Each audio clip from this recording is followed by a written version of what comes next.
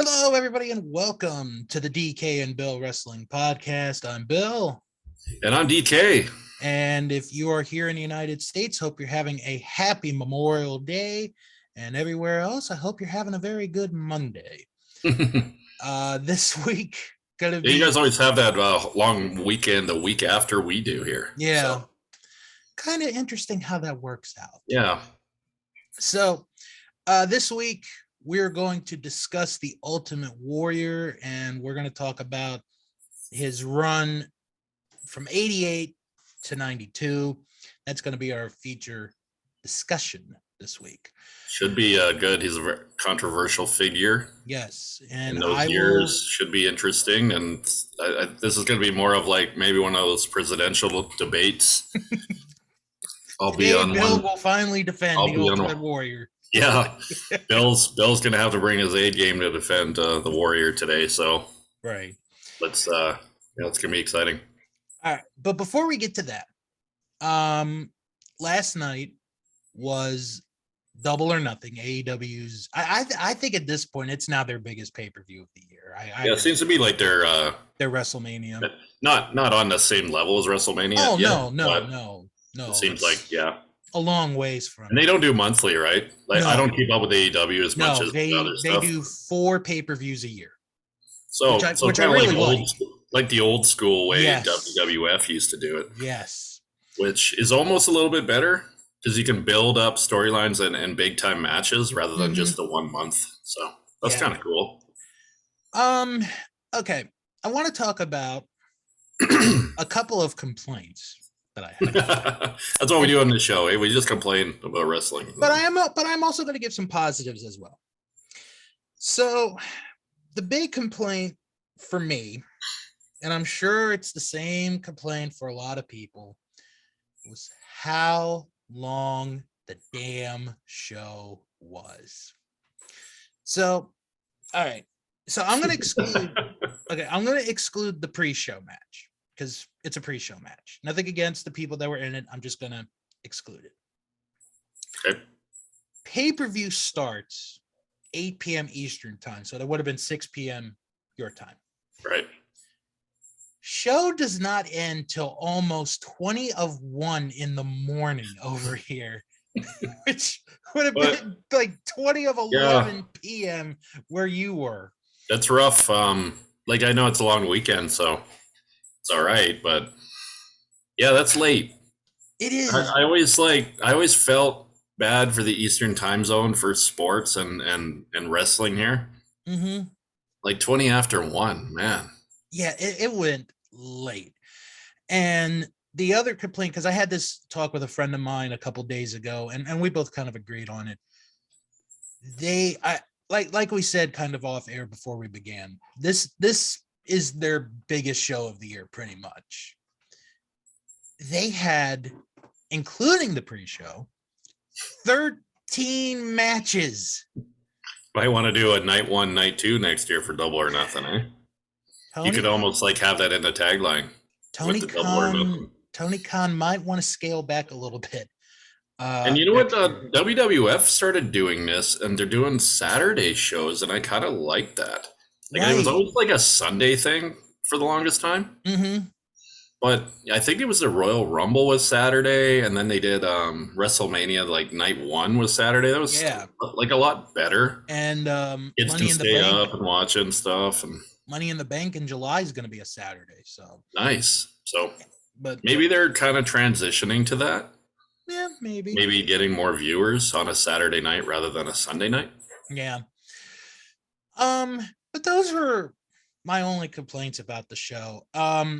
My positives about the show, and there are some good like if you stuck with it for the whole 5, almost felt like 5 hours, but it wasn't 5. There were some good matches on the show. I'm not saying it's the best show of the year because there were some that just bombed, but the Anarchy in the Arena match is a must watch. It is Chris Jericho and his group, which is called the Jericho Appreciation Society. That's a great name. And they are for sports entertainment. That's the whole gimmick. I actually like the gimmick. They fought a team led by John Moxley, Dean Ambrose from WWE. And it was so good because they played his theme song twice in the beginning. Okay. And I'm thinking to myself, oh my God, are we going to get this the entire match?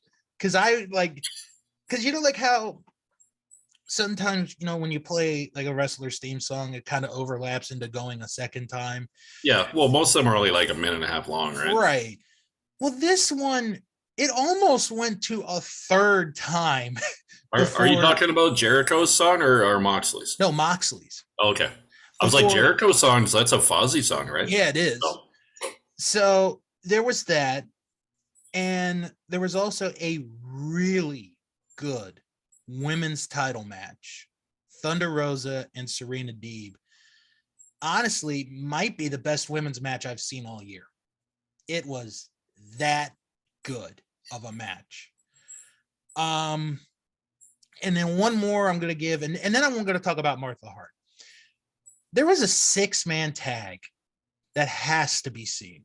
The House of Black, Malachi Black, formerly Aleister Black, for those that don't, watch AEW.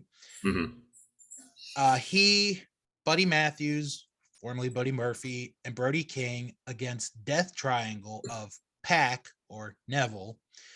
Well, I kind of, because some people don't watch AEW. Yeah, like, who's this? Who's so that? It's just kind of funny how it's like AEW is almost kind of like WCW in a way, but they're taking, like, they're not taking the older guys like WCW did. They're taking the guys that weren't used properly.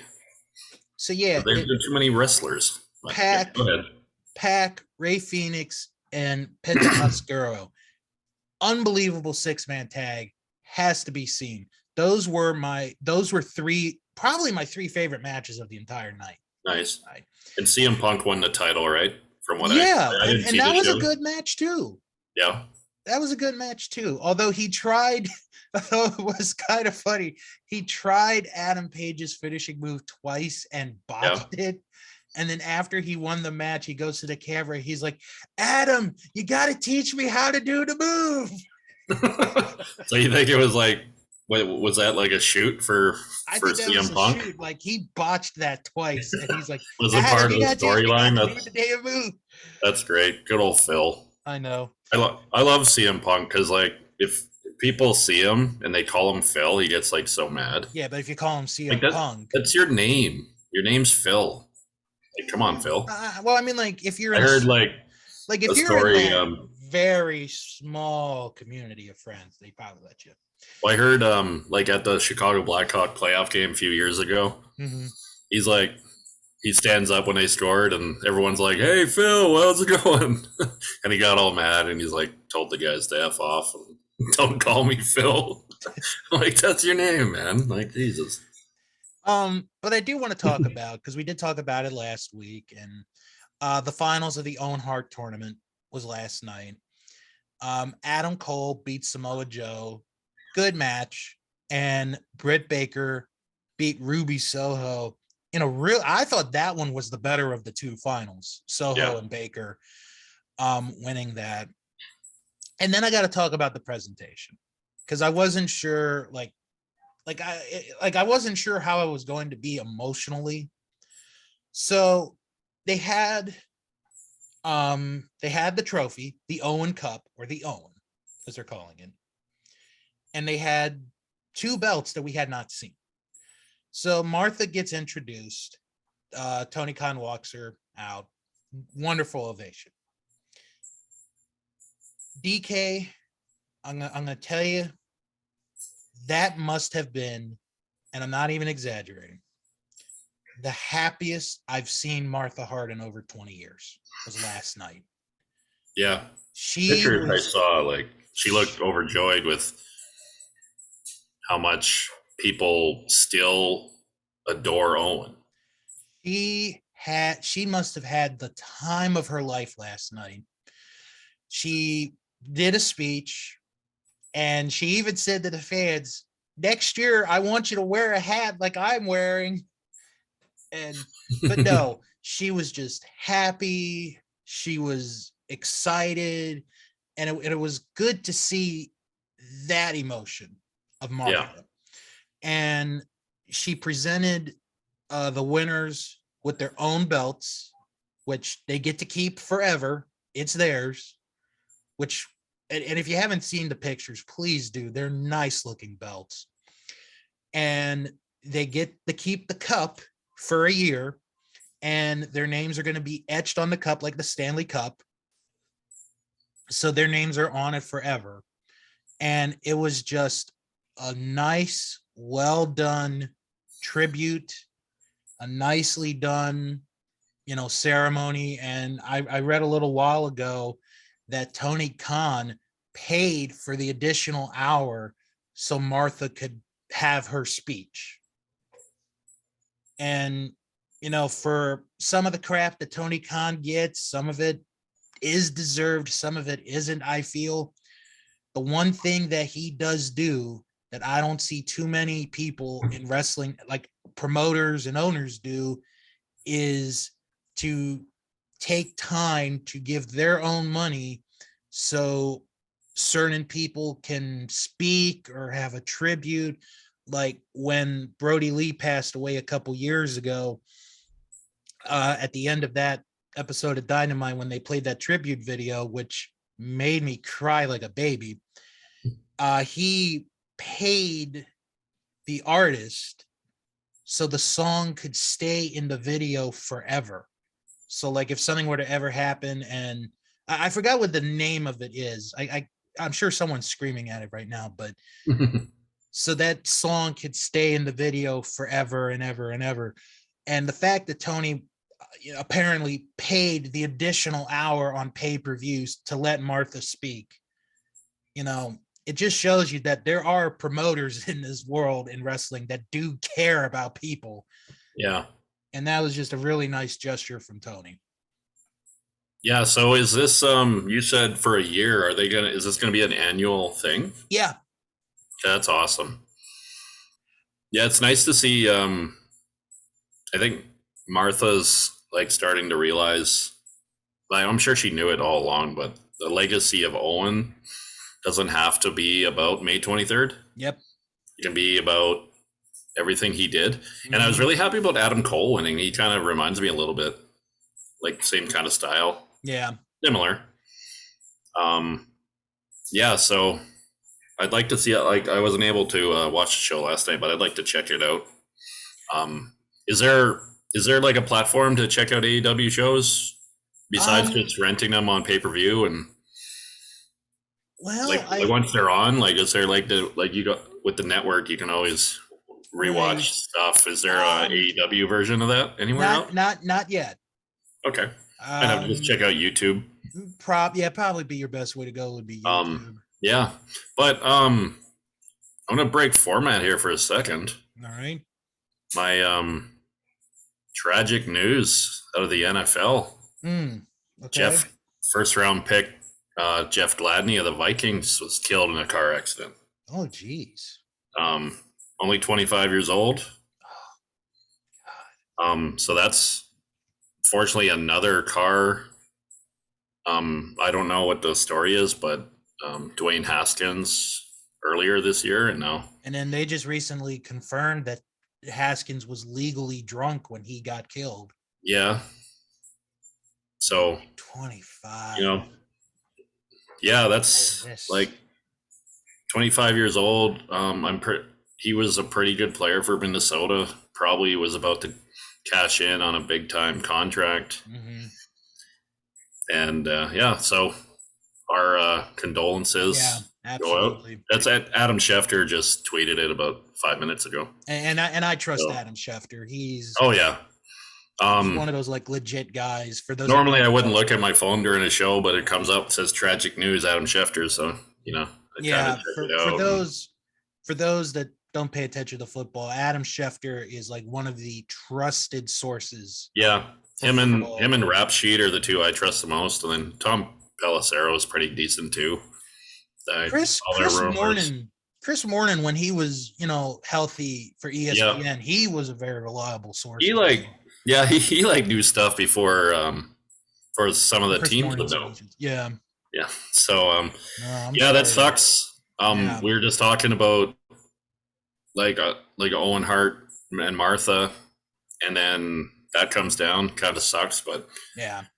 um, yeah, this like I saw the pictures of Martha in the background, and Mm-hmm. she looked like you said, the happiest.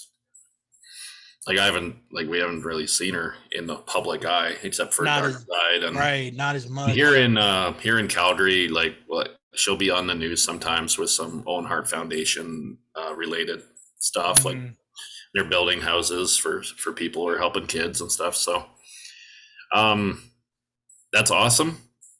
Like I said, I believe I don't think it was last week's show. It was maybe the week before when we were talking about the Hall of Fame. Yeah. How if Vince McMahon ever wanted to get him in there, he could donate to the foundation and probably find a way to get him in there. Mm-hmm. But this is awesome. Yeah. AEW stepping up big. Tony Khan's like he's doing a great job, and it sounds like he's running a great company. Makes it fun to work there. Based on the podcast I've listened to, like I don't know if you checked out Drill and JR at all, but he seems genuinely happy where he was like pretty stressed out during the WWE Yeah. time. So he seems like he's just kind of doing his thing, working 2 days a week and enjoying life, which is what you want to do when you're in your 70s. And their schedule is so easy because they don't do house shows. No. All they do is, the weekly Wednesday show. And then if they have to do tapings at Universal Studios, which is like once every so often, they'll do that. And that's really about it. Yeah. I'm sure eventually they'll get down the line and start traveling and doing shows. Mm-hmm. But that's a good way to do it, honestly. Yeah. Aping into one location. Yeah. And then Dynamite does travel, right? Yeah, that's travel every week. And Rampage, is that a second show? Or is that the taping? It is a second show, but most of the time they tape that after Dynamite, and it's only 3 or 4 matches. So it's really similar to the way like they used to do Main Event or Sunday Night Heat. Mm-hmm. It was like after or before Raw if you went to the event. So exactly. Yeah. All okay. Right. Was there anything else you wanted to discuss before we jump into the Warrior? Nope. You guys already heard about my You're right. Staying up late. You're ready to go. You're excited. I'm ready. So I wanted to put on face paint, but I didn't have time. Nah, I wasn't. For my favorite human being in the world. My Warrior shirt is up in Pennsylvania, so I was good. Yeah, so is mine. I left it in Pennsylvania too. All right. So I got some stories for you as we get along here, because in 1990 I was kind of tired of Hulk Hogan, and right. We'll get into it. Okay, so I think we should explain real quick. The Warrior won by a pretty good margin over Earthquake. Earthquake was making a slight comeback, and then love. And then the second half came on, and then you just couldn't get off the field on third down, basically. Yeah. Football reference. Pretty much. Like he was, you know what? It was like almost. It was our most. I think it was our most voted poll that we've had so far. Yeah, 45 people. That's 45 people. Yeah. Now people that are listening to this are like, oh, 45 people, big deal. Well, our first poll was like 8. So, yeah. And then I think that was me and you voting as well. Mm-hmm. So it was like 6 really. And then we get up to like 15 and then 20 or so, and then 45 for this one. So it's exciting. We got our other podcast starting up. We dropped it yesterday. So things are looking good here, man. Mm-hmm. So yeah, the Warrior, we knew this day was going to come eventually, that we would discuss the Ultimate Warrior, which, I'm not afraid because, it's the Warrior. Don't be afraid. Embrace it. Yep. It's like I learned from Chip and Dale Rescue Rangers. No spoilers. I won't watch that. No, then there was there's one not a- line. There was one line where it's like the biggest risk is if you don't take a risk. Yeah. Remember that. That movie looks kind of cool. How they have like one of the Rangers is in like 4K and the other one's like old school 80s. Oh, so. you're gonna watch it with your kids. You're gonna Yep. love it. Oh yeah, that's happening. All right, so with the Warrior, we originally had said 89 to 92, but we had talked and we were like, maybe we should start it just a few months before 89. Yeah, 88 SummerSlam. Yeah, I was like a little screwed up on my years. I thought that was 89 SummerSlam, right, when that event happened with the Honky Tonk Man match. So right. we'll probably start right there, eh? Yeah. So there is a story to SummerSlam 88. So the original match that was scheduled for that SummerSlam was Honky Tonk Man versus Brutus Beefcake for the Intercontinental title. And from what I've heard, like read and, heard people talk, Beefcake was going to win the title. Like he was going to win the title. But the Warrior, and again, this may be legend, this may be truth, who knows, went to Vince and said, if you don't push me, I'm leaving and I'm going to, what would be WCW. He didn't say WCW, but eventually it would be WCW. So he started his douchebaggery from the beginning. Yeah. So what they did was they did an angle where Brutus Beefcake was injured out a few days prior to SummerSlam. And they made this whole thing of Honky Tonk will still defend the title, but against, we don't know. Mystery opponent type situation, right? Mm-hmm. So Honky comes out and he's like, bring me somebody out here. I don't care who it is. And he had, what was his run here? Oh, I just had the number. It was the longest running Intercontinental Champion. 454 days. Okay. That is still the record.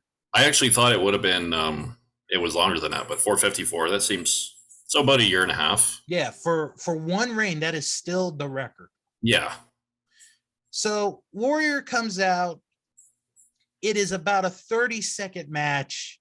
Warrior hits the splash. 1, 2, 3. Warrior wins the Intercontinental title. Yeah. So for the rest of 88, it's just him defending against Honky Tonk Man on house shows. So the rest of 88's kind of. What did you think of the way that was booked? Like, I think they probably should. Like, I know Honky Tonk Man was a heel. Yeah. But he was the longest running Intercontinental Champion, and then they just kind of send him out there and get beat quick. Well, okay. As far as Honky dropping the belt, looking back on it now, that was the perfect time to do it, was that show. Yeah. Because he's had it for, like you said, a year and a half. It was time for him to drop the belt. I would have been fine with Beefcake, honestly, winning it. Yeah, my thinking is I don't think the character of the Ultimate Warrior needed the Intercontinental Championship. He could have been like similar to Andre. Mm-hmm. Like if you're going to a show and you're a fan of the Ultimate Warrior, he doesn't have to be the champion. He's right. Everything he does, the excitement of the entrance, the rope shaking, the face paint, the stuff that the kids loved. Mm-hmm. He didn't have to have a belt around his waist or chasing a belt. Just him in that match or the storyline would have been enough. Yeah. So that was kind of my thinking. Like, Brutus Beefcake winning the title there would have been fine too, but yeah, no, I see where you're coming from. I always just thought that about the Warrior. Like, he had that spectacle to him where he didn't need the title, in my opinion. See, he was a worker's title. He wasn't a good worker. Right, but if they could have waited maybe another year to put the belt on him, mm-hmm. that maybe would have been the perfect time to do it. I don't like thinking about it. Maybe have him wait one more year to have the belt, because I'm gonna kind of disagree with you. I think he did I think he did need the Intercontinental title, but I didn't think he needed it that early. Okay. I think if he had waited, like if they, being WWF, had waited maybe one more year, then they could have done something with him in the Intercontinental title. Yeah. Well, that's what this show is going to be about, right? It's going to be us disagreeing with each other for the most part, which doesn't happen all the time. No, it really doesn't. So we get to 89, and he is at the Royal Rumble, but he is not competing at the Royal Rumble. Instead, he is in a super pose down with Ravishing Rick Rude. So they do the poses, and at the end, Rick Rude attacks the Warrior from behind. Well, actually, Heenan sprays Warrior in the face with, I think it was like baby oil or something, and then Rude attacks him from behind, which sets up the match for WrestleMania 5. Yeah. And the whole thing is like the build, like I've been watching some stuff on YouTube recently leading up to WrestleMania 5. The whole thing is Bobby Heenan's never had a title. In the 4 years he's been in the company, he's never had a champion. And Rude is his best shot. Yep. Even though he had Andre at WrestleMania 3, which I think is an even better shot, but that's another story for another time. Yeah. So we have the match, Warrior and Rude, and it's okay. It's not, the match that they're going to have later in 89 is a lot better than this one, I think. Yeah, I was going to say, of their two matches, I was trying to remember the order. Yeah. But I believe it is the SummerSlam match. Yeah. That I think is the Ultimate Warrior's best match. Mm-hmm. And probably his best opponent. And they worked out pretty well with each other, I think. Yeah, they had that chemistry that you couldn't. Weird chemistry. Yeah. Which you look at the two of them, you're like, I don't know. But Rick Rude was great. Yeah. Well, I'm sure we'll talk about him someday. So the end of the match, Warrior tries to suplex Rude in the ring. Heenan pulls his leg from underneath him, holds the foot down. 1, 2, 3. Rude wins the title. And Bobby Heenan's finally got his champion. Although it comes at a price, because Warrior does a gorilla press and Heenan lands wrong when Warrior does it. And Heenan never forgave the Warrior for that. Well, I'm sure Warrior did it on purpose. Probably. Man, I hate the Warrior. Okay, so for the next few months, they have matches on house shows, and the feud is still going on. And this is the Rude won the title at WrestleMania 5. Yeah. Okay. So after all the build-up, we finally get the rematch at SummerSlam. Rude comes in as the champion. Warrior is hot. Like, the fans are really into the Warrior at this time. Yeah. And this is maybe one of my favorite SummerSlam matches ever, or at least from like the first few years. Yeah. Because I have not done a SummerSlam match list, to be honest with you. Yeah, that'd be fun to do, actually. Yeah. Maybe around SummerSlam this year we could come up with something like that. There's 3 combinations to me that make this match great. First off is the crowd at the Meadowlands. They're unbelievable for that show. Secondly, it's both men. It's Warrior and Rude. They're both good. The third thing is the commentary. Tony Schiavone in his WWF commentary pay-per-view debut with Jesse Ventura. Yeah, I always forget about Schiavone being at WWF. And he's so good. He's so good at the 2 pay-per-views he does. Yeah. Yeah, I didn't realize that. I'll have to check that out, maybe. Tony, man, Tony has said that's one of his biggest regrets was leaving WWF after his contract ran up. Yeah. But anyway, that match is so good because the first few minutes, it is all Ultimate Warrior. Like he is kicking Rude's ass. Then Rude comes back and he dominates. And then it gets to be back and forth. Yeah. And then we get Roddy Piper involved. And they kind of explained it because for a long time, I never knew what they were talking about because I still have the tape, the Coliseum video tape of SummerSlam. And they're like, oh, Piper and Rude on prime time. And I think I saw like a few years later, like they had like a confrontation on primetime wrestling before SummerSlam. So Piper distracts Rude. Warrior gets the momentum back, hits the gorilla press, then the splash. Warrior wins the belt back. But with like help, right? From Piper a little bit here. Yeah, but what was the reason? Like, why do you think they would do? Is that just a setup? Maybe a Piper? Yeah, Rude for Piper feud? and Rude. Yeah. Okay. Yeah. So Warrior wins the belt back, and he goes on to have this feud with Andre the Giant. So it's like you said, Andre doesn't really need a belt. No. But here's the Warrior.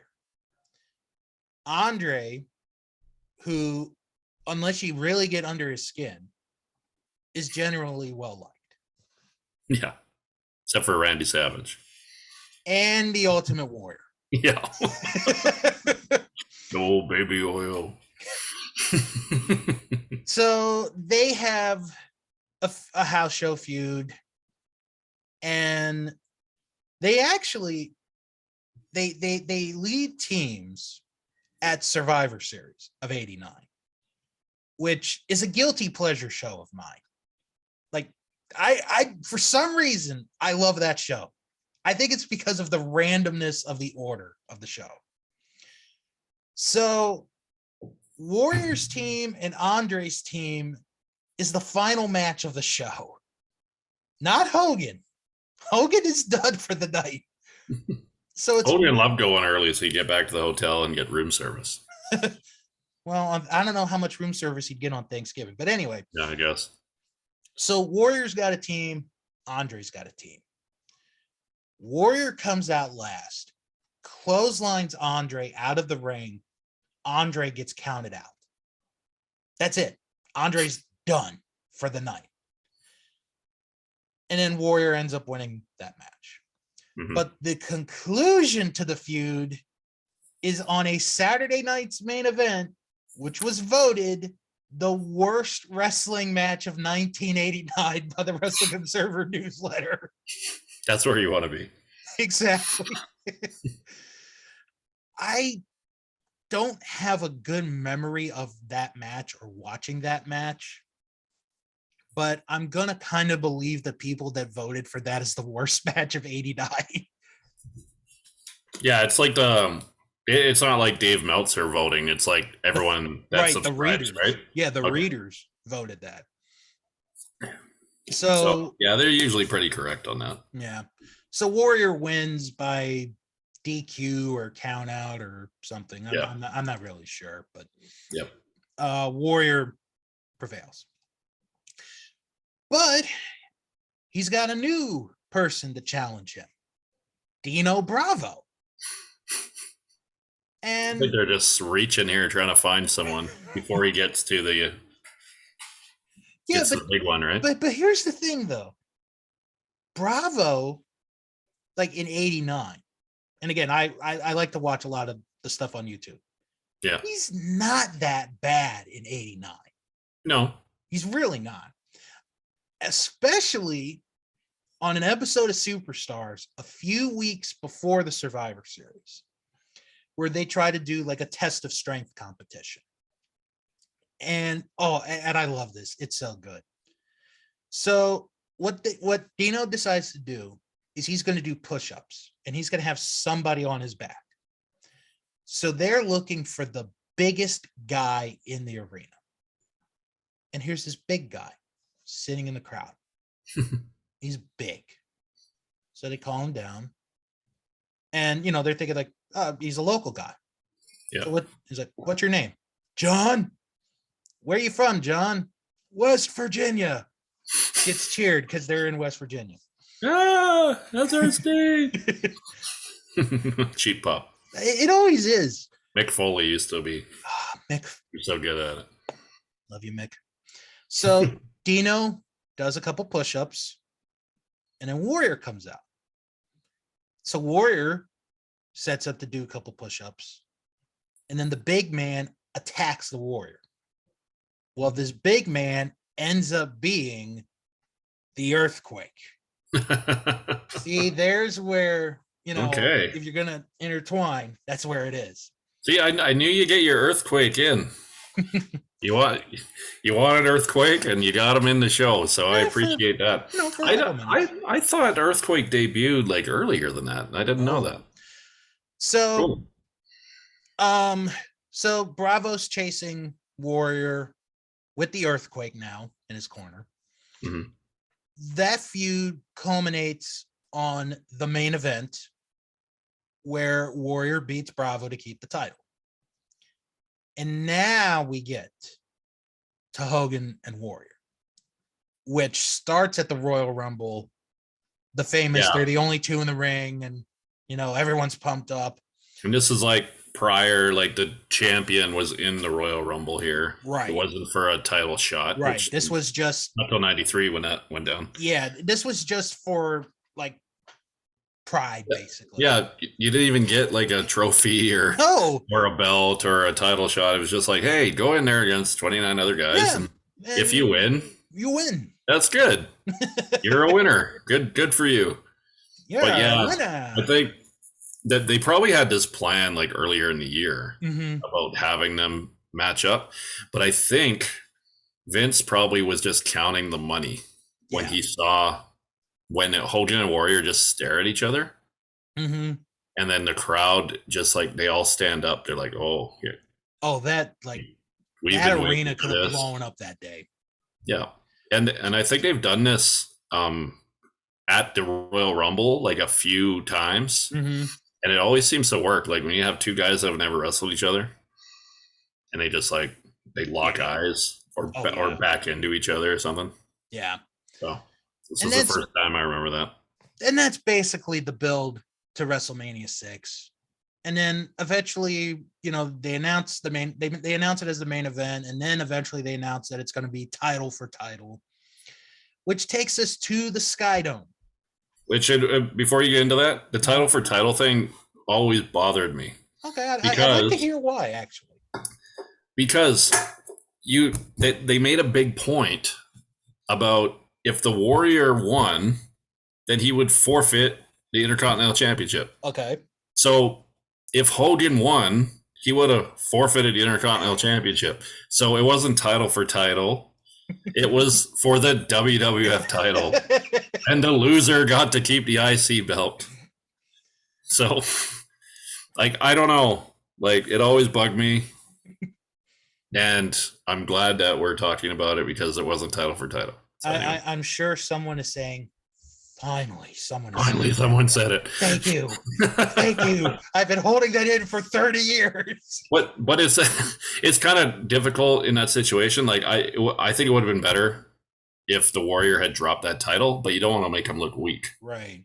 So like I would have, like at Mania 6, it kind of like, I know it's one of your favorite WrestleManias, but it's the whole show.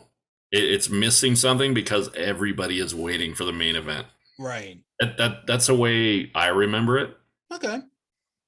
Is, when's the Warrior Hogan match? Like, and then, all these teams, like they had a bunch of tag team matches and they were all really good matches.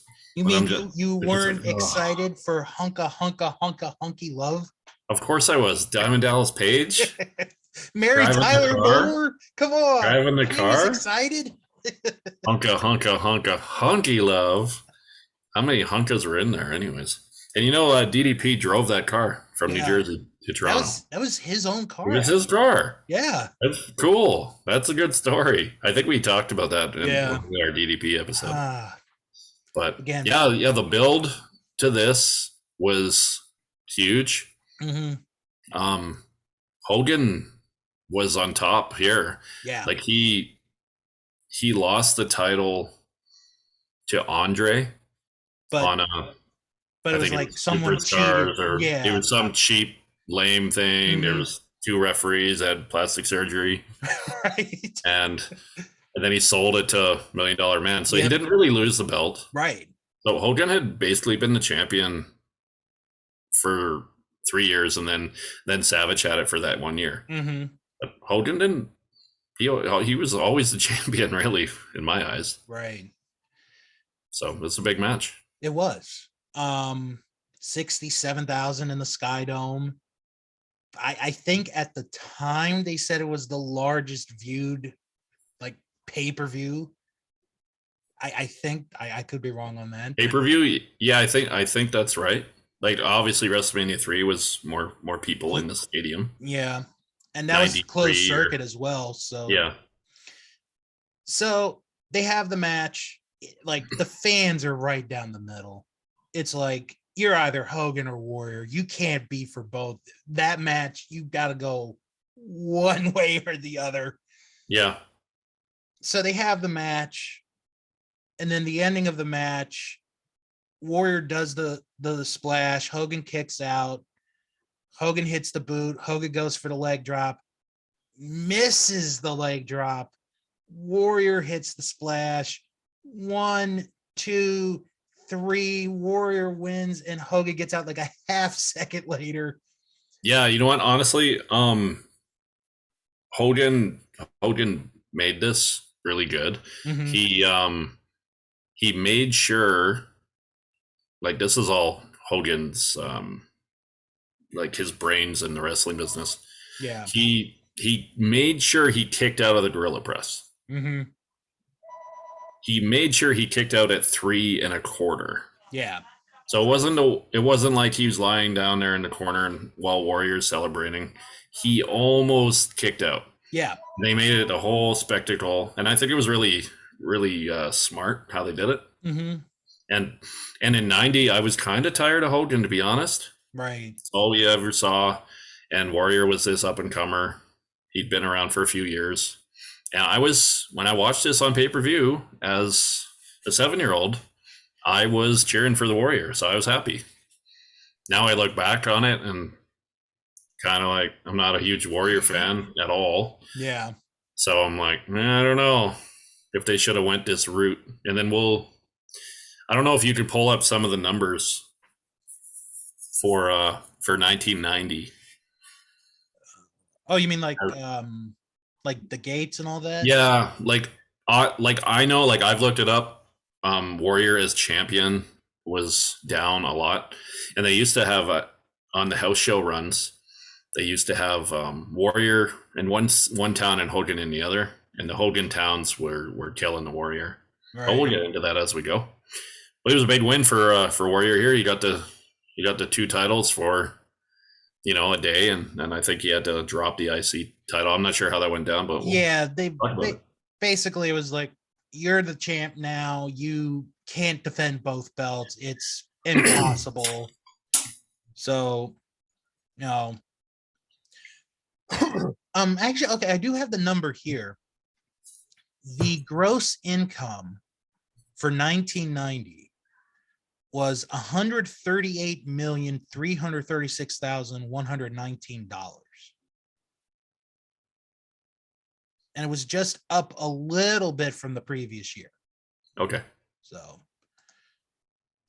after that, Warrior winning, well, you need someone to challenge. And this is where Rick Rude comes right back into the picture. And they're building up.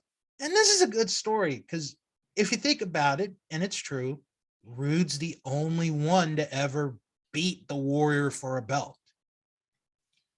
So it's a good buildup. it ultimately, sorry for the pun there, culminates at That was SummerSlam. That was a bad pun. Well, I didn't mean to do it. That's like your title reigns pun. Yeah, you made a couple times. I like it. But it culminates at SummerSlam in a steel cage match. And it's like, okay, steel cage match, world title. This is going to be big.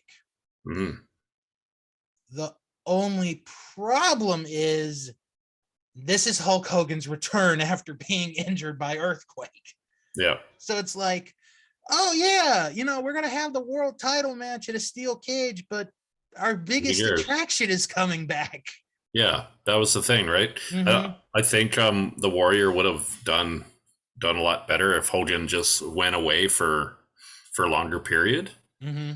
And like he was always the top attraction, even like maybe Hogan didn't need the title. Yeah. But then it kind of makes the title smaller. Yeah. It's like what Hogan and Earthquake went out last at SummerSlam, didn't they? No, Rude and Warrior went out last. They went out last? Mm-hmm. But all the Hulk Hogan fans probably went home. Yeah, they probably did. We saw Hogan already. I'd be curious to watch that show and see if you could see if you're seeing people leaving the building, like their team's down 3 goals with a minute left. Like, and honestly, on this one, if Warrior was mad, because I really don't know. I don't think it was ever said. I kind of don't blame Warrior and Rude if they were mad, that their match was getting overshadowed by Hogan's return. So yeah, they have the match. Warrior retains the title. Then the next person that's going to come up is Macho King Randy Savage. And this is, yeah. So the whole thing is Savage wants a shot. He's the king. Give the king his shot. Warrior, he had the title at Mania 5 and didn't get a rematch. Right. So Warrior's, like, no, I'm not going to do it. I don't know why, but this is also. I'm glad you said that because when things don't make sense to me, I have to vent.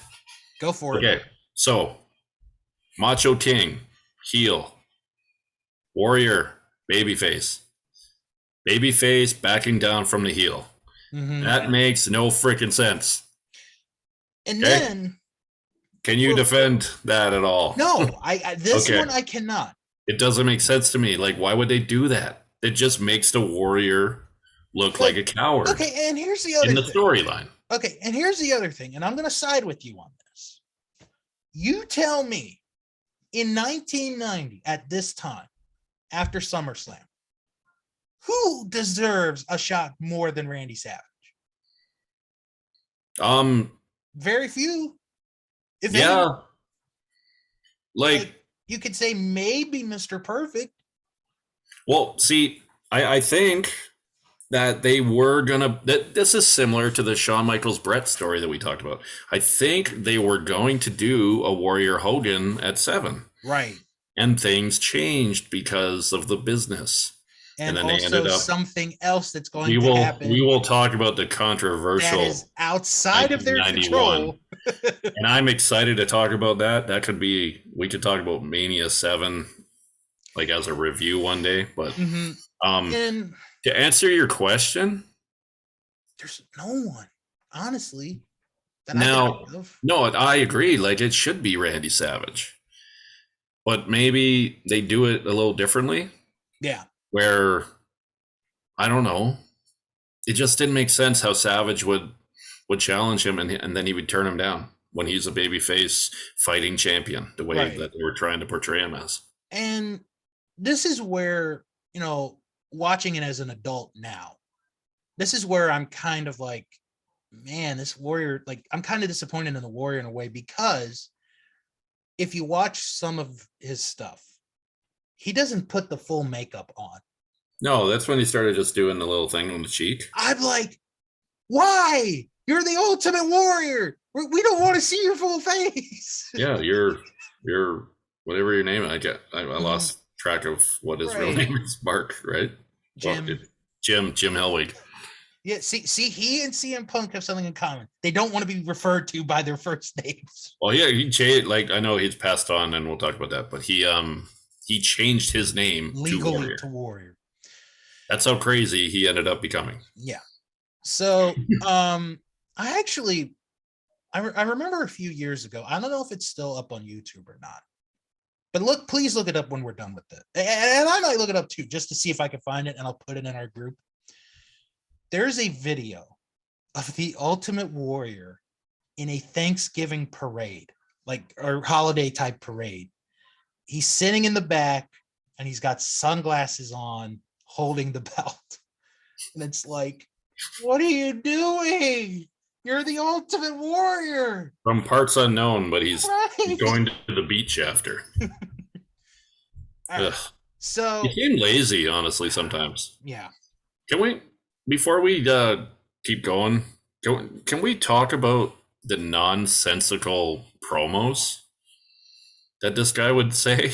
Like, I know. People writing these or just like, hey, Jim, talk about nothing for 2 minutes. Probably just Hulk Hogan. Like, who's Hulk Hogan? Hulk Hogan. Is his name Hulk Hogan? And then he's like talking about like, I would love to have like it written out so I could just read it as like a poem. As a poem. Like if I went to like a poetry reading and I read the Warriors promo, they would probably call people to come get me. We could get Leaping Lanny Poffo to write a poem of Warriors promo. Leaping Lanny. And I like him too. He's a damn good wrestler. Lanny Poffo. Genius. Hey, you know what? There is one thing I did learn from the Ultimate Warrior as a kid. Physically, none of us can live forever.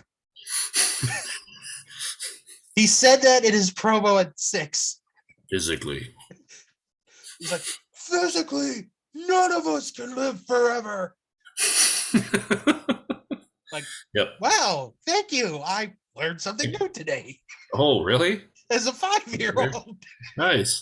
Well, you're learning life lessons from the Ultimate Warrior. That's a whole different. Said wrestling wasn't educational. Oh, it was. But yeah, I was like the two guys that made no sense in their promos were the Ultimate Warrior and Ahmed Johnson. Can I go? I always wish they could have had like a rivalry where they had promos against each other and we're just sitting there laughing at all the nonsense. Can I go off track real quick? Of course, it's a DK and Bill wrestling podcast. That is true. Have you ever seen the show Robot Chicken? Yes, I have, unfortunately. Okay. Do you remember, and this is like in the first season of Robot Chicken. So this is like way back. They did a bit called the Educational Wrestling Federation. Yes. And they had George Washington and Thomas Jefferson cutting a promo. Oh my God. I totally forgot about that. And it's like, here comes Gandhi! Here comes Gandhi! And sometimes I think to myself, man, if I could make a fantasy wrestling league of like historical figures and put it up on YouTube. And then we booked the territory. Yes. I think George Washington he'll have the probably be the original champion. But maybe George Washington would be like the promoter. Man, you're starting a whole thing here, and I like it. George Washington will have the Mid-Atlantic territory. Yeah. Lincoln will have the Midwest. Well, Lincoln will probably be special referee at the first WrestleMania. So. Yeah, I think I might do that in the next few years. Just like, give me every historic figure and I'll come up with a wrestling promotion and we'll have these dream matches. Gandhi's the mystery opponent. World champion Gandhi. Yeah. All right. So anyway, I forget what we were talking about. The rest of 90, Savage is chasing the Warrior. Yeah. Now, this is also at a time where Backstage Warrior's becoming kind of an even bigger prick, because in Bret Hart's book, and I know I've said this a bunch of times, but it is worth reading. Bret tells a story about how they're at a TV taping, and there's this kid who's there because he wants to meet the Warrior. So Bret and Jim, they go by, they say hi to the family, they say hi to the kids. Some of the other wrestlers come to say hi to him. Warrior never showed up to meet him. Never did. Yeah. And, I read that in Bret's book too. Yeah. And there's no defending that. There's many other stories similar to that one where, I don't know, he seemed to be all about himself. Mm-hmm. It's just kind of similar to Shawn Michaels. Like he was like, not as a wrestler, I'm not comparing the two. Right. Just like, I'm very selfish. Mm-hmm. And I always thought the Warrior was jealous of Hulk Hogan, and they kind of fixed that right before he passed. Mm-hmm. And a Warrior, like if you've seen his Dark Side of the Ring, Becoming Warrior, yeah, you learn multiple wives, and just maybe not the best life outside of wrestling as well. Yeah, that probably had something to do with it. But when you're in that position as a top guy in wrestling, like, you have to do more. Yeah, you have to. Like you got guys like John Cena who just do anything and everything for children. Oh my God, he'd give an arm and a leg. John Cena said, when Vince wanted him to turn heel, I will turn heel if you can get someone that can take over, because you can't turn heel and then do Make-A-Wish. It doesn't make sense. Right. He's like, if you're not gonna have someone to take over for me, then I'm not turning heel, which he never did. So, right. And that's the difference. You got people like John Cena that are amazing, and you got people like the Warrior that don't give two shits. And I want to say, because there are times where a person, doesn't matter, what, they're known for, sports, music, television, where, they can't make it because of their schedule. Like I told you a while back when we did the Hulk Hogan episode, the story of my friend who had just recently passed away, and how he had wanted to meet Hulk Hogan. And, because of scheduling, it didn't work out. And Hogan sent him something of his, and it was autographed by him. And that's why, he was such a big Hulk Hogan fan, was because, you know what? He didn't come, but he did give me something. Yeah. So that's why, like, when we talk about the charity stuff, Hogan's someone who I'm like, I'll always defend him as far as charity goes. Like, he was, because he knew I'm talking about Hulk Hogan now. Yeah. He knew what his spot, like what was important. It was similar to NFL players. Mm-hmm. You're not there just to play football. Right. You have charities. The community. Like a guy that I'll defend to the end of the earth is Russell Wilson. Oh God, He goes, like, he gets traded to Denver. The first thing he does, he doesn't go to the facility. He doesn't meet his teammates. He goes to the children's hospital, and he hangs out with the kids. And like, he realizes what spot he's in. And that's similar to Hulk Hogan. Mm-hmm. Hulk Hogan knew what kind of impact him walking into a hospital meant to those kids that probably were either terminal or even if they weren't terminal, if they're just sick. Like you see Hulk Hogan, your day gets better. Like the Warrior supposed to meet a kid and he doesn't show up. Like, that's another reason why, like, it's hard for me to defend him. I can't defend Warrior on that one. I cannot. So it's not a Warrior bashing episode by any means. We're talking about his career. in the years that we're covering. So we're getting up to kind of a controversial storyline. So I'm kind of curious what you think of this. I know we've talked about it. I'm trying to remember back when we first started doing the show, we used to do a full year and then we'd do a wrestler. I think we've talked about 91. That was probably with Savage or maybe so Warrior at the Royal Rumble defends the title against Sergeant Slaughter. And this is right when the Gulf War begins. Literally. Literally. And he declared war at 6:00 and the Warrior lost the title at like 7:30. Yeah. Because like it was that day. Because like with the Slaughter character, he had come back and then he became a sympathizer. Yeah. And then once we go to war, it's like, Vince kind of sees like, oh, we got to do something here. They should have pulled the plug on this storyline. Yeah, they should have. So this is bad timing, but maybe we're supposed to do, right? But here's the thing, though. Back on it. But here's the thing. When they did it with Sheik and Volkov in the 80s, we weren't at war with them, either one of them. No. Here, different. In 91, we are literally in war with, the Iraqis and Saddam Hussein. It would be like if today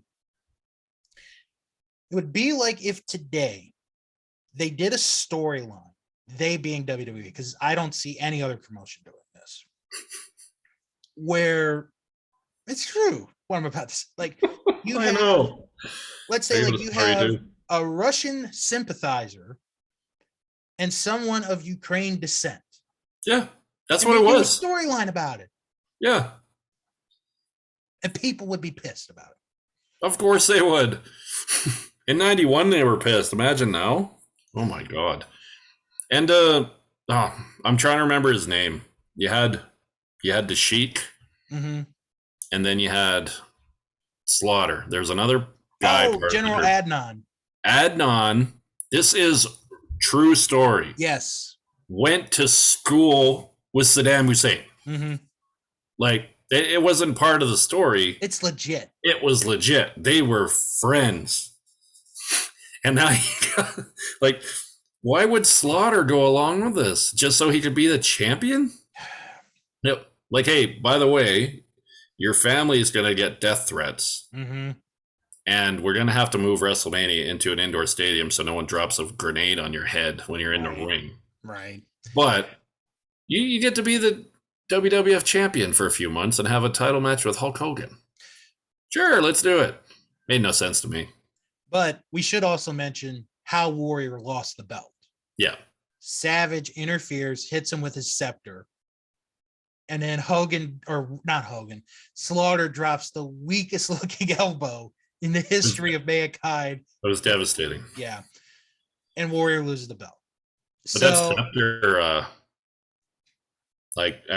if you don't know, Macho Man Randy Savage was a pretty good baseball player in his day. He was. He got up to, I think, AA minor. Apparently, there was some heat here for how hard he hit the Warrior with the scepter, because that thing broke. That thing smashed good. Just curious, if you were going to, let's say you're in charge here, what would you have changed the Royal Rumble? I would have had the Warrior just win the match after I heard about the declaration of war, because you have Slaughter winning and then Warrior going on to face Savage. I would have had Warrior win, switching it up, and then maybe doing a Savage Warrior WrestleMania for the title, or maybe a Hogan Warrior rematch with Hogan going over this time. See, that's...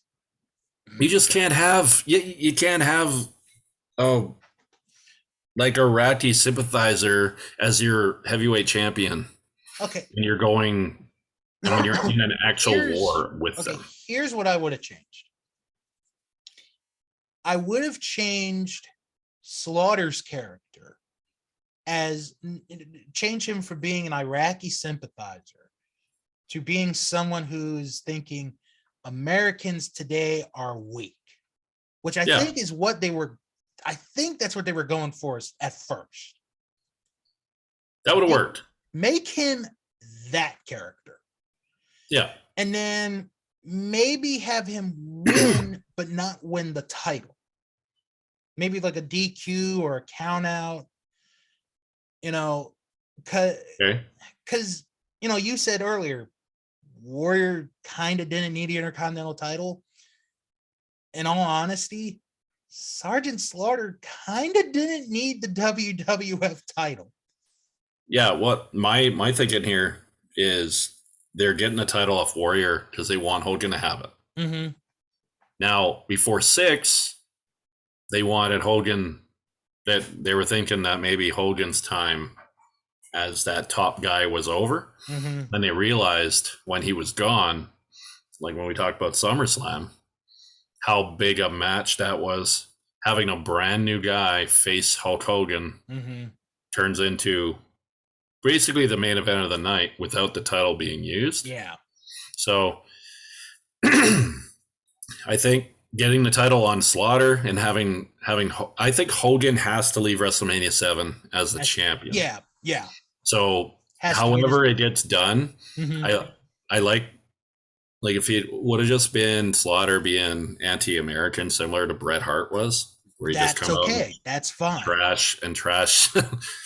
Some of the best lines you ever heard was 97 Bret Hart. All in Pittsburgh, the enema of he said like that's his biggest regret because he's like, I like Pittsburgh, but I actually like I would stick the hose right here in Pittsburgh, Pennsylvania. One of the best lines of all time. Sorry, Pittsburgh. We like you. Yeah. But yeah, that's like, I don't know. WrestleMania 7 was a great show. I liked it, but it was controversial with some of the stuff that was going on. And we'll talk about the Warrior here at 7. So why don't we transition back to that spot? So Warrior doesn't have the belt now. And it's gone into the point with him and Savage where it's like, well, I can't stand you. You can't stand me. We got to have a match. So the both of them are like, all right, we'll have a match, but you got to put your career on the line. And each guy's like, all right, I'll do it, but your career's got to be on the line. So we have a career-ending match with Savage and Warrior. We talked about it. We both had it in our top 10 of the first 20 WrestleManias, like at our favorite matches. Yep. We don't need to go into that. No. Warrior wins. And I know people have said they hated the ending, which I get. It was Savage's idea. It was Savage's idea. And if it was now here's the thing. If it was Warrior's idea, people would be like, that's so BS. Warrior's a jerk. He's got this. Still BS, in my opinion. Macho Man Randy Savage was amazing. And then he just rolls him in. Like, I don't know. I think it would have been better if he had done his finisher. Savage kicked out. But Savage was a heel until the thing with Liz happened. Yeah. So maybe that played into it. But career matches, are very rare ever. Yeah, it just seems like the only guy that I can actually remember that went a long time without having the match after ending his career was Shawn. Yeah. Now, how many retirement matches has Ric Flair had? He's about to have another one. I don't want to talk about that. What is he, 75? 70. Having it at a nursing home? I don't know. It's kind of like I like the idea of the roast of Ric Flair and that show that they're going to do. But what date is that roast? Do we know yet? It's in July, I believe. It's in Nashville. Yeah, it's the same weekend. It's going to be. Yeah, they're doing this match. I'll look that up real quick. Who is he wrestling? They have not announced yet. Okay. That's Okay, here's the thing. If it's somebody good for that, because I heard a rumor it's Ricky Steamboat. Oh, Steamboat said he's not doing it. He's not doing it? Okay, so the roast is July 29th. I hope it's Charlotte. It's the day before. Oh my God. Charlotte would go over too, right? Oh, it's the day. Okay, it's the day before SummerSlam. So you know what? I might watch that roast, actually. Yeah. That roast might be worth watching. I think that would be a really fun weekend because there's a big wrestling convention that weekend too in Nashville. Then they're doing this Ric Flair roast with the match. And then you got SummerSlam on the Sunday.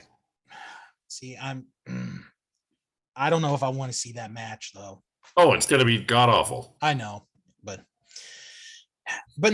like you said with Sean, he's really the only one.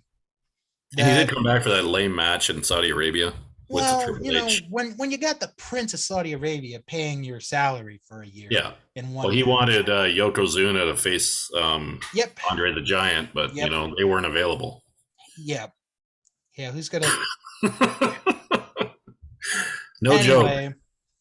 So after the Warriors' biggest victory, even bigger than winning the world title, he gets stuffed in a casket by Paul Bearer and The Undertaker in the funeral parlor. And 91 was weird. I think that's the first episode of the funeral parlor, actually. Yep. I think you're right. So now we have Warrior and Undertaker with this feud. And then something bizarre happens that I never knew about until I watched the AEW biography last year, which is the Ultimate Warrior curses a kid out at an airport. Once again, Jim Hellway going for Humanitarian of the Year. They should just, like, the Warrior Award. Like, okay, every recipient of the Warrior Award is 10 times, 100 times, 1,000 times the person that Jim Hellwig was. Yep. So, you know, they should change I heard they're talking about changing the name. Please. People are getting pissed off. Like Connor the Crusher. Or the Shad Gaspard Award. Shad. I would do that. I would do Shad. Yeah, like, I get it's nice. The Dana's got this thing, and she gets to come out every Hall of Fame and honor somebody, which I got no problem against that. She talks about her husband for 2 minutes, kisses the air and the sky. Yep. The Joan London Award. That's what it's going to be named. Yes, Joan London was a recipient of the Warrior Award, folks. Don't ever forget that. Yep. All right. So anyway, so we have this incident, which again, I learned for the first time last year. I laughed when I heard about this. I'm like, yeah, you've got to be kidding. Well, who hasn't cursed at a kid at an airport, right? Good point. So there's no BK award, trust me. They make the Warrior do an apology video. Warrior doesn't want to do it. I'm sorry. They're like, and then you see it's like multiple takes. And then when it's all over, he just gets the hell out of there. This is like when your kid is a jerk to the other kid at the park and you make him apologize and he doesn't mean it and he doesn't care and he just said it because his dad made him do it. Mm-hmm. This is, oh, God damn it. I knew this episode would piss me off. I hate the freaking Warrior. I'm not defending the Warrior on this. But people still hold him up to the standard. I know we're only doing 88 to 92, but the Ultimate Warrior is not a Hall of Fame wrestler. He's like, God, we could go through his career after, and you tell me where he deserves to be in the Hall of Fame. All right. Now, and I will argue till the end of time. All right. Now let's get to a very important date. Okay. SummerSlam, 91. Yep. Warrior is in technically the main event. Because yes, I know the wedding went last, and you guys know I love SummerSlam 91. Mm-hmm. But technically, if we're looking at it, Warrior's in the main event of SummerSlam. It's him and Hogan against Sergeant Slaughter and his group, because Vince still wants to carry on the war in Iraq still at this point. Yeah, it hasn't gone long enough. Let's right. keep it going. So Warrior is like, no, I'm not doing the match. I'm not doing the match until you give me the same salary that Hulk Hogan has. And I had this discussion a couple years ago, and maybe I'll send the clip to you. I'll send you the clip, because I did a watch along of the show with a couple friends. And after thinking about it, this one time, I kind of side with the Warrior, because, and let me explain. Let me explain. Please, let me explain my reason. If you're talking about merchandising, crowd reception, and the kid demographic, at that time, Warrior is up there with Hogan. But not the kid that he swore at. Different kids. Different kids, right? Okay. I'm just trying to follow your legend here. So, this one time, I side with the Warrior, because Hogan is going to be the most popular. Let's just face facts at that time. Okay. Warrior is like right here. He's like 1 or 2 steps away. Okay. I kind of see where he's coming from with this. So Vince is like, all right, I'll give you the money. I'll give you the money. So they do the match. Warrior runs to the back. Vince pulls him over and he's like, I'm suspending you indefinitely. That's great. Without pay. Without pay. Here's a check. It's Get the hell out of my building. It's post-dated. So yeah, that's horse shit. Fuck. Honestly, this is like wide receiver drama nonsense. Like, oh, this guy got paid. He's the highest paid. I'm just as good. I should be the highest paid. And then they go on and on and on. And before you know it, the NFL is going to be so screwed because like everyone's going to be making $50 million a year. Actually, you know what? Hogan's the quarterback. Yeah. Of the team. Warrior is the number 1 wide receiver. Sure. You need the quarterback to throw you the ball. Mm-hmm. The number 1 player on the team gets paid the most. Mm-hmm. Hulk Hogan. Nobody should be close to Hulk Hogan in 1991.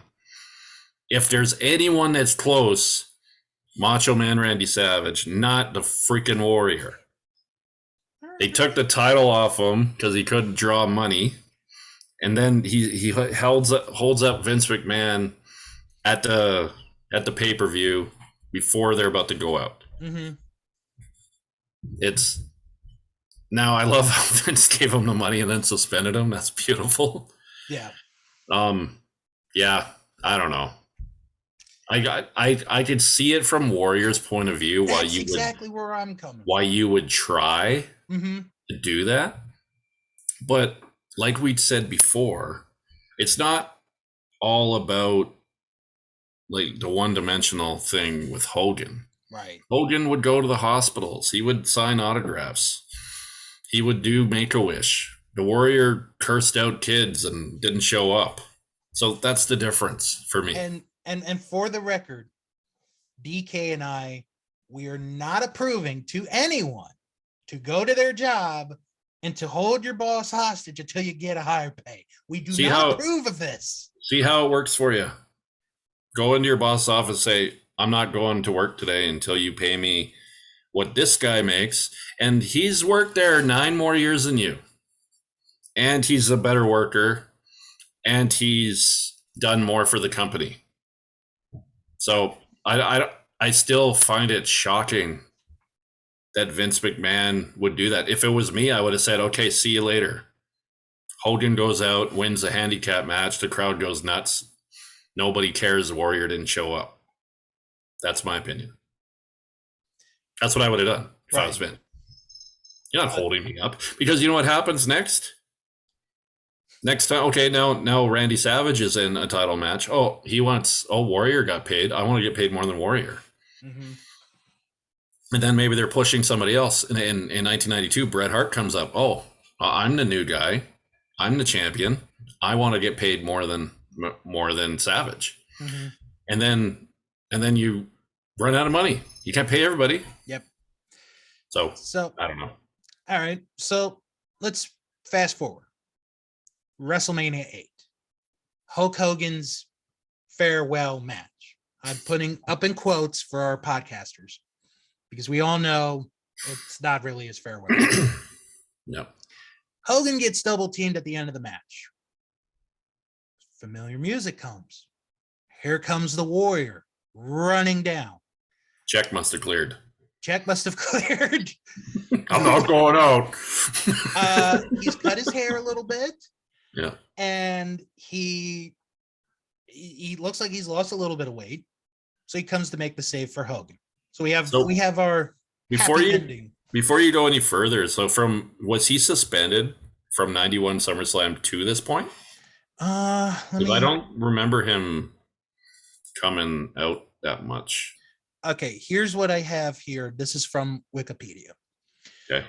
In a letter dated August 26th, 1991, which I believe is it the same day? Yeah, it's the same day as SummerSlam. It says, among other things, besides him being suspended effective immediately, you threatened to stay at home, thereby not even appearing at Titan's major summer pay-per-view event, SummerSlam. I had no choice but to accede to your exorbitant demands. This was a serious mistake on your part. How's Warrior supposed to understand these big words? How am I supposed to understand these big words? Well, you're intelligent. Thank you. McMahon rest in peace. McMahon later testified the only reason the company agreed to the contract was to, okay, I know I'm going to mess this word up, acquiesce to his demands temporarily to ensure Warrior would perform at the event. Again, I don't care if I mess up. I've never seen that word in my life, so. You got the point across for what you were saying. Yeah. Well, you got for me. Yeah. If anyone has questions, put it in comments. We'll try to answer. Yeah. So, Warrior's back. Hogan is gone for a while. Warrior has this feud with Papa Shango where he's cursed. And at one point he pukes on one of the officials. I don't think my mom has ever seen that clip. And I'm glad she hasn't because she doesn't like it when we mention the word puke or vomit or anyone does that. And my mom is not here this week in my house or in the house, so I can say that and she won't get mad at me. I just got to step away for 1 second, okay? Go right ahead.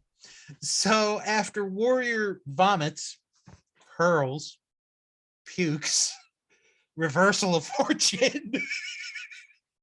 I could keep going on this one, folks. Warrior gets another shot at the WWF title. And oh man, I could have kept going on those puke jokes. I'm sure someone has ended the show right now after all those references. I'm back now. Just saying. All right, so Warrior's going to get another shot at the WWF title at SummerSlam against Randy Savage.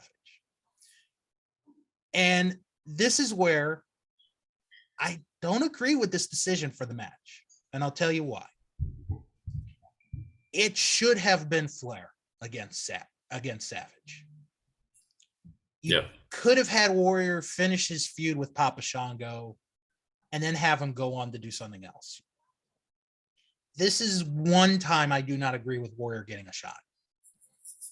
I understand, you're going to England, you're going to get this big crowd, and you want to have the most attractive match for the show. Yeah, I get that. Savage and Flair would have been great here. It would have.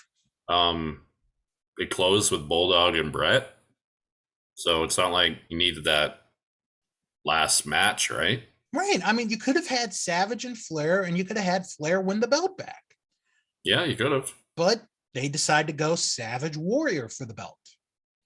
And this whole angle of whose corner is Mr. Perfect going to be in, which ends up being nothing.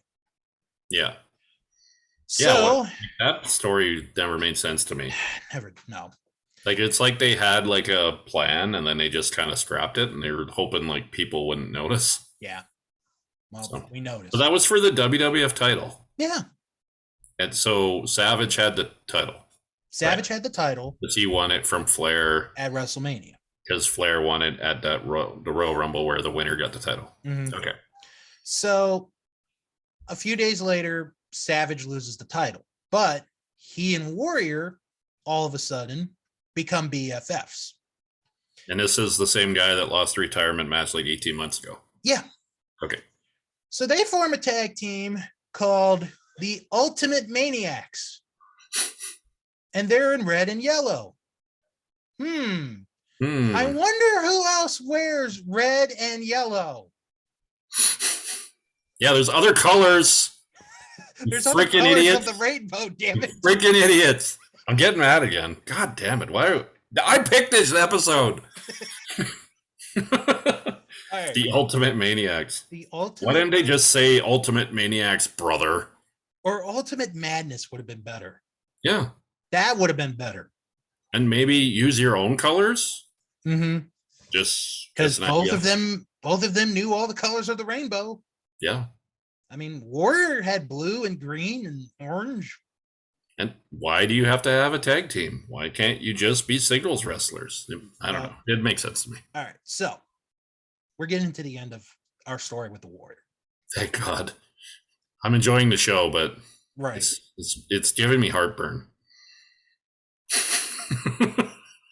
All right. So originally, the next event, the Survivor Series, the main event, again in quotes, is Savage and Warrior against Ric Flair and Razor Ramon.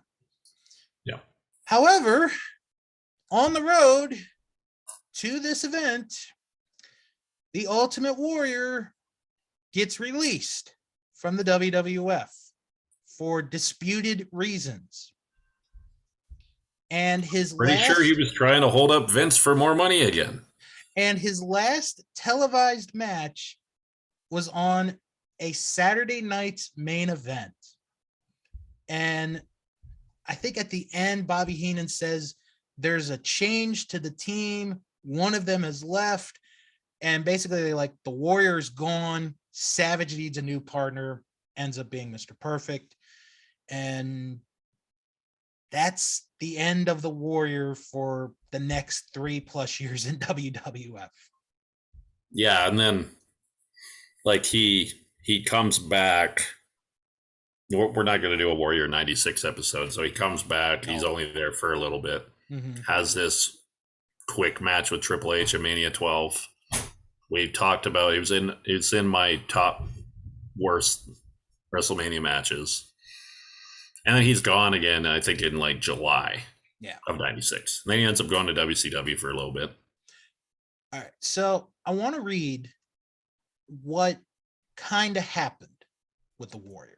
Because I had said for disputed reasons. Mm-hmm. There's rumors that the initial plan in 92 was for the Warrior to have another run as champion. When he returned, it coincided with the U.S. government's crackdown on steroids. And Warrior was admittedly a user of steroids.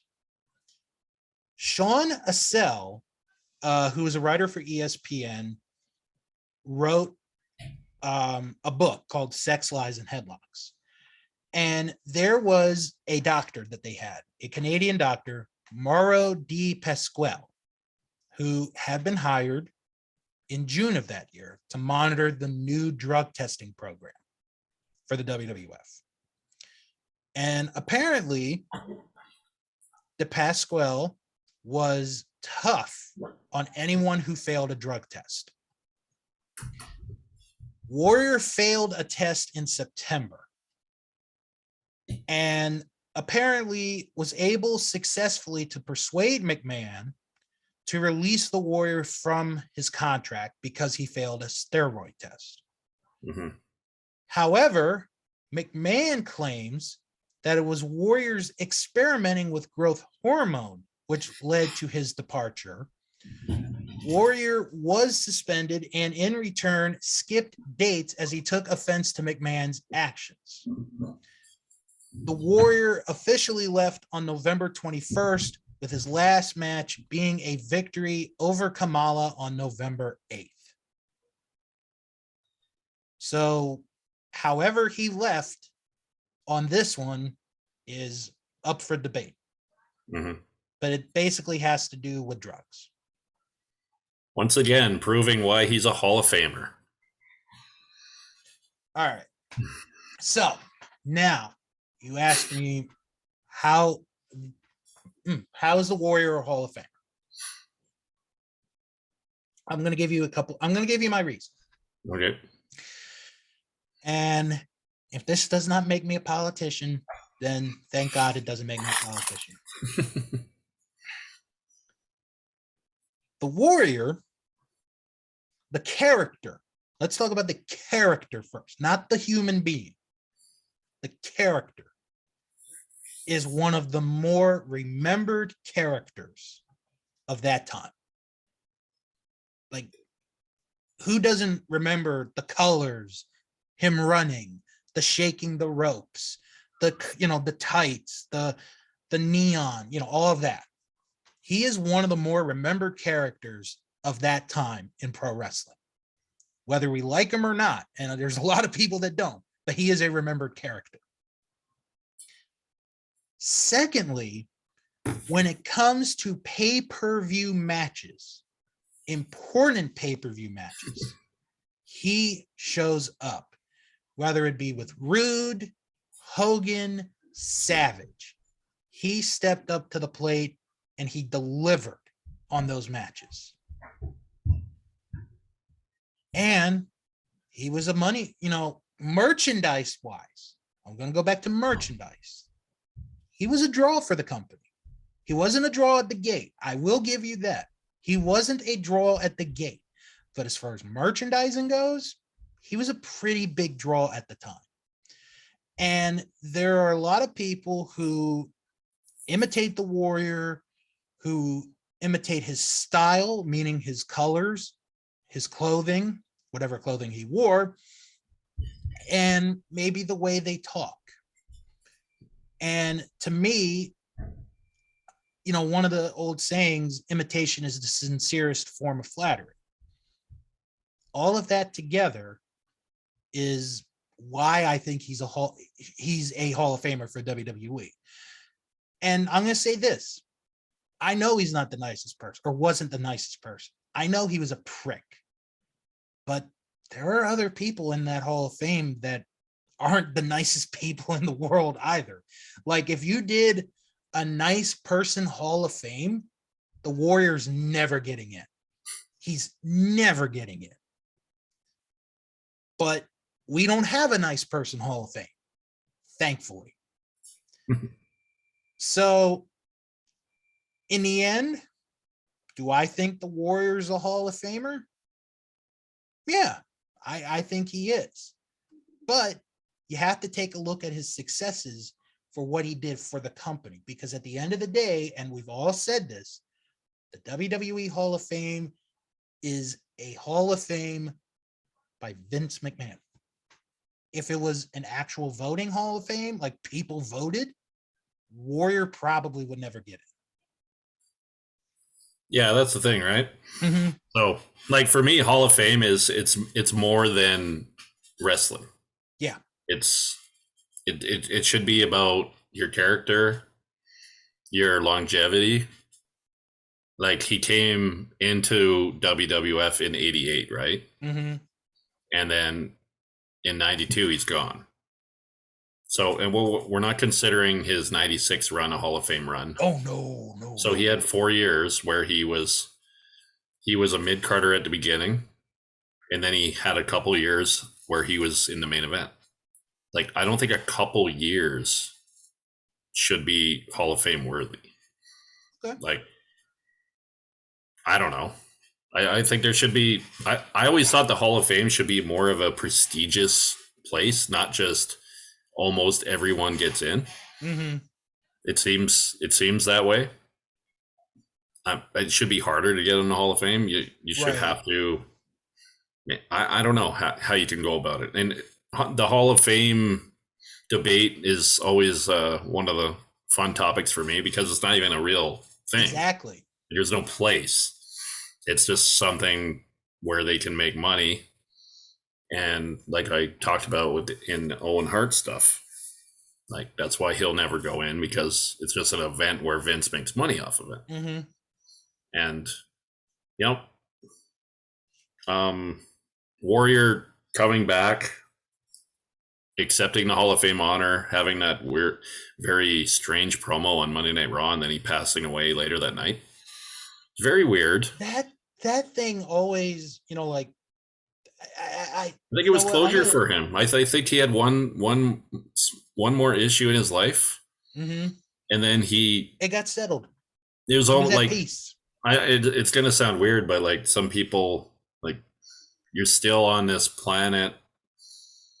You have unfinished business, and then when that's over, then maybe he just like went away because the stuff that was bugging him was over now. Yeah, and then he had the heart attack the next day. He's very controversial character, not the greatest person, like we talked about. Right. Maybe he had Hall of Fame numbers for the few years that he was on top. Mm-hmm. This is my opinion. I don't think he should be in there, but there's a lot of guys that shouldn't be in there. Right. For me. No, I understand. Yeah, like talking about horrible freaking humans, like Tammy Stitch is in the Hall of Fame. Yeah, and she more than likely is going to jail. Yeah. So I'm not. But I'm not putting Warrior on the same level as her. That's completely different. No. Like, honestly, Tammy Stitch kind of makes Warrior look like a saint. Yeah. So that's not what I'm saying. Don't come at me and give me like that kind of comparison. I'm just saying, like, that's the kind of people that are in the Hall of Fame. So I don't give the Hall of Fame that much credibility. Right. There's a few top guys. That's nice to see them go out there and do their speech. Like I've said before on many of these podcasts, it always ends up coming to the Hall of Fame on some of these older characters that we talk about. So and I want to. I respect your opinion for that, for saying he's in there. And I want to add on to just Hall of Fame talk in general, not just WWE, but others. And I've said this to our friend JC in the past, and it's true. If you look at all Hall of Fames, if it's sports, if it's entertainment, whatever it is, there are people in there who are racists, bigots, sexists. I could go on. Yep. And they are in the hall, in whatever Hall of Fame, they are in there. There's no such thing as a perfect Hall of Fame. There never will be, because every Hall of Fame has a flaw, and some flaws outweigh the others, which is why, when we talk about, this person should be removed from that Hall of Fame. Like, okay, let's talk about Tammy Stitch real quick. Bill DeMott, Hugh Morris, who beat the shit out of people while training, which, not a good look. No. He lost his daughter a couple years ago because of a drunk driving incident, which, like I said, that's sad. And I feel for it. Yeah.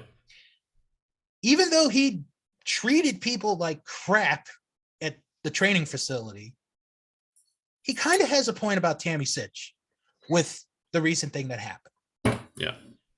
Look at Jimmy Snuka. Jimmy Snuka more than likely should not be in the Hall of Fame because he killed a woman. Yeah.